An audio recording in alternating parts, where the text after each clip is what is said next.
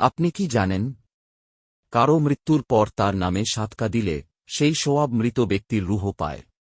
হাদিসে এসেছে, মৃত ব্যক্তির আমল বন্ধ হয়ে যায়, তবে তিনটি জিনিস চলতে থাকে।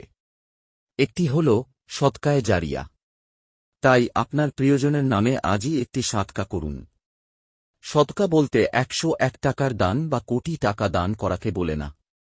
আপনি আপনার প্রিয়জনের নামে 2 টাকার সদকা করুন, কেননা আল্লাহর কাছে সেটা ছোট নয়, বরং নিয়তের উপর নির্ভর করে অনেক বড় হতে পারে। 2 টাকার সদকা কেমনভাবে করা যায়?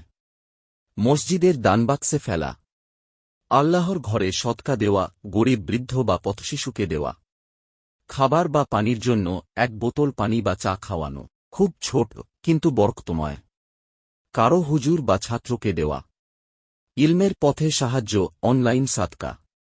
অনেকে 2 মে টাকাও গ্রহণ করে। তাই ভালো নিয়তে সদকা করুন।